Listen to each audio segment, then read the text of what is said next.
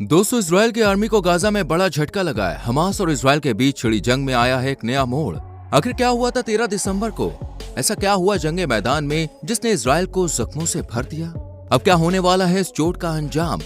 अगर आप भी जानना चाहते हैं सभी सवालों के जवाब तो बने रहिए वीडियो में एंड तक। दोस्तों, हमास और इजराइल के बीच छिड़े इस युद्ध को आज तकरीबन 2 महीने से भी ज्यादा का वक्त हो चुका है, लेकिन ये युद्ध है कि ये रुकने का नाम ही नहीं ले रहा, बल्कि दिन पर दिन ये बढ़ता ही जा रहा है। इतना ही नहीं, इस युद्ध में दोनों ही देशों की सेना का तो नुकसान हो ही रहा है, साथ ही में इन देशों की आम जनता भी खूब पिस रही है।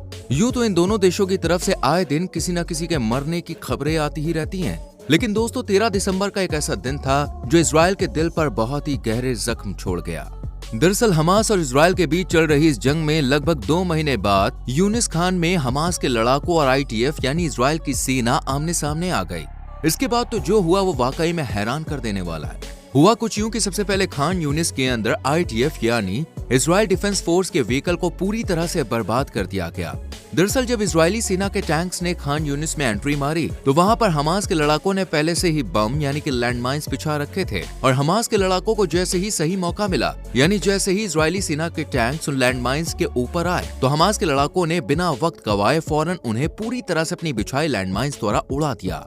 दरअसल जैसे आपको अपने शहर में रहते हुए अपने शहर के सभी रास्ते अच्छी तरह से याद रहते हैं, ठीक उसी तरह गाजा का खान यूनिस हो या कोई दूसरा शहर या कोई जिला ही क्यों ना हो, हमास के लड़ाकों को वहाँ के रास्ते काफी अच्छे से मालूम है। उन्हें इस बात की अच्छे से खबर है कि कौन सी गली कहाँ निकलने वाली है और कौन सी सड़क किधर जाके मिलने वाली है। अब दोस्तों आप सोच रहे होंगे कि उनके रास्तों का पता होने से इजराइल के टैंक ब्लास्ट का क्या मतलब है, तो आपको बता दें कि जिस हिसाब से हमास के लड़ाकों को ये मालूम है कि कौन सा रास्ता चौड़ा है और कौन सा रास्ता सकरा है, वैसे ही उन्हें ये भी अच्छे से पता है कि इजराइल के टैंक्स किस जगह से गाजा में घुसने की कोशिश कर सकते हैं। इसलिए उन्होंने उस रास्ते पर पहले ही लैंडमाइंस बिछा के रखे हैं और उन जगहों पर छुप के नजरें रखी जा रही हैं, ताकि जैसे ही इजराइल के टैंक्स वहां से गाजा में एंट्री करने की कोशिश करें तो उन्हें बीच रास्ते में ही दबोच लिया जाए, जैसा कि उन्होंने किया भी।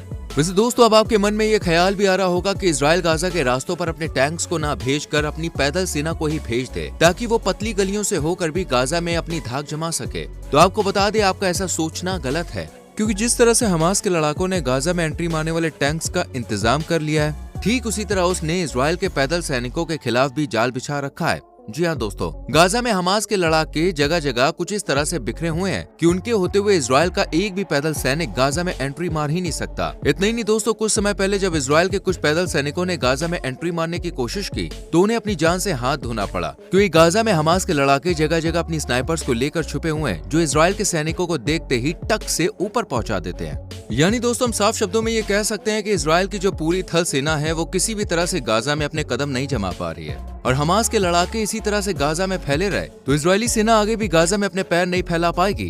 खैर दोस्तों, अब भले ही इजराइल की थल सेना गाजा में कुछ ना कर पा रही हो, लेकिन इजराइल की वायु सेना को देखकर तो लगता है कि वो शायद कुछ ही दिनों में गाजा पर अपना झंडा लहरा सकती है। जी हाँ, अब इजराइल की थल सेना गाजा में एक ऐसी जगह फंस सकती है जहाँ से उनका बचना मुश्किल होता है, या उन्हें अपने आसपास कोई भी खतरा महसूस होता है तो फौरन उस जगह से खुद को दूसरी जगह पर शिफ्ट कर लेते हैं और उस जगह की लोकेशन अपने देश की वायु सेना यानी इजराइल की एयरफोर्स को दे देते हैं। जिसके बाद इजराइल की एयरफोर्स पहले उस जगह पर अपनी ताकत दिखाती है, उस लोकेशन पर एक से एक तगड़े बॉम्ब्स को टपकाती है जिनसे हमास के लड़ाके खत्म हो सके, और जब इजराइल की एयरफोर्स उस जगह के सभी दुश्मनों को मार देती है तब वहाँ पर इजराइल की थल सेना अपने कदम रखती है। देखा दोस्तों, इजराइल की थल सेना और वायु सेना किस तरह से मिलकर काम कर रही है। पर इस यूनिटी से उलट 13 दिसंबर को कुछ ऐसा हुआ जिसने इजराइल को हिला के रख दिया।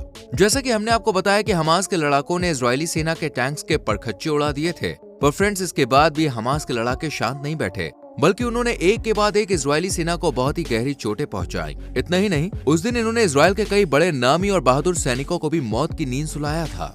दरअसल दोस्तों हुआ कुछ यूं कि 13 दिसंबर की सुबह जब हमास के लड़ाके इजराइल के इन टैंक्स को उड़ाने की खुशी मना रहे थे, तभी उन्हें अपने ऊपर से खबर मिली कि वहाँ पास के एक स्कूल में इजराइल के कुछ सैनिक मौजूद हैं, जो कि वहाँ से गाजा पर हमला करने की प्लानिंग कर रहे हैं। लेकिन जैसे ही हमास के लड़ाकों को उस स्कूल में मौजूद इजरायली सेना के बारे में पता चला तो उन्होंने फौरन ही इजरायली सेना पर हमला करने के लिए साजिश रची और कुछ ही समय बाद पूरी तैयारी के साथ उस स्कूल में हमला कर दिया। इसके बाद हमास के लड़ाके और इजराइल की सेना आमने सामने आ गए और दोनों टीमों के बीच बहुत देर तक लड़ाई हुई। इस दौरान हजारों गोलियां चली, सैकड़ों बम फेंके गए और दोस्तों ऐसे बहुत देर की इस लड़ाई के बाद हमें पता चलता है कि जहां इस लड़ाई में हमास के कुछ लड़ाके मारे गए थे, वहीं इजराइल के भी कई सैनिक शहीद हुए थे। ये खबर जैसे ही इजराइल के प्राइम मिनिस्टर यानी कि बेंजामिन नेतन्याहू तक पहुंची तो वो भी बहुत नाराज हुए। उन्हें काफी दुख हुआ कि उनके कुछ जवान इस मुठभेड़ में मारे गए थे। अपने शहीद जवानों की खबर मिलते ही बेंजामिन नेतन्याहू फौरन हमास डिटेंशन सेंटर यानी जहां हमास के लड़ाकों को कैद करके रखा गया है वहां पर जाते हैं और उन्होंने खुद कहा कि मुझे अपने शहीद हुए जवानों के लिए बहुत दुख है, लेकिन उनका ये बलिदान जाया नहीं जाएगा। साथ ही उन्होंने ये भी कहा कि गाजा में हो रहा ये युद्ध अब किसी भी कीमत पर नहीं रुक सकता, चाहे इसके बीच में कोई भी आ जाए। इस युद्ध को अब ना ही इंटरनेशनल प्रेशर रोक सकता है और ना ही कोई और। वो तब तक आगे बढ़ते रहेंगे जब तक कि वो जीत को अपने नाम नहीं लिखवा लेते हैं।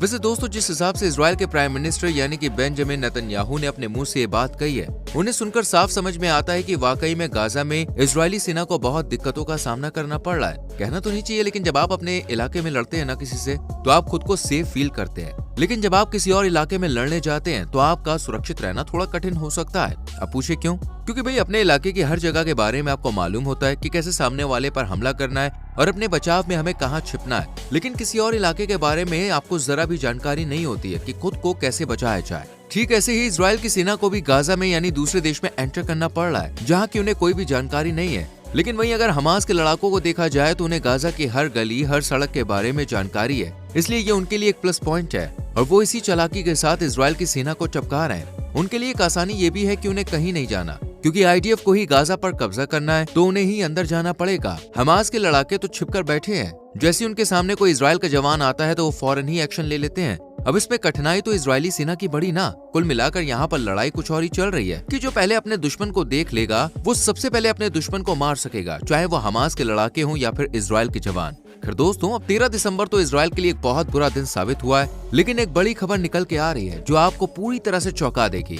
वो खबर बिल्कुल हटके है। जी हाँ, यूनाइटेड किंगडम और यूएसए ने मिलकर कुछ ऐसा खेल खेला है जिससे हमास को थोड़ी दिक्कत हो सकती है। असल में यूके और यूएसए ने मिलकर इस्माइल हैनिया सहित हमास के करीब टॉप 7 ऑफिसर्स पर कुछ बैन लगा दिए हैं, जिनमें से एक नियम है बाहरी इलाकों में हमास के लड़ाकों या लीडर्स की संपत्ति, जिसे वहीं सीज कर दिया जाएगा। जी हाँ दोस्तों, हमास और इसकी लीडरशिप पर अब इस तरह के बैन लगने शुरू हो गए।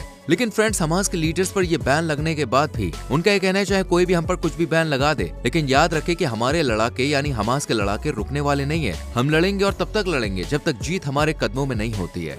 अब दोस्तों, एक तरफ इजराइल है जो अपने कदम पीछे नहीं हटा रहा है, वहीं दूसरी तरफ है हमास जिसकी बातों से भी ऐसा नहीं लग रहा है कि वो अपने कदमों को पीछे लेगा। यानी फ्रेंड्स, वाकई में ये लड़ाई अभी और आगे तक जाएगी और इसका अंजाम तो शायद बहुत ही खौफनाक होने वाला है। वैसे आपको क्या लगता है, क्या ये युद्ध जल्द ही समाप्त हो सकता है या फिर ये लड़ाई सच में खौफनाक मोड़ पर ही जाकर रुकेगी? आपकी जो भी राय है हमें कमेंट सेक्शन में जरूर बताएं। अगर आपको हमारी वीडियो अच्छी लगी है तो लाइक करें, शेयर करें और आने वाली वीडियोस को देखने के लिए चैनल को सब्सक्राइब करके बेल आइकॉन प्रेस करें, जिससे आने वाली वीडियोस मिस ना हो। मिलते हैं आपसे अगली वीडियो में। Till then, bye bye, take care.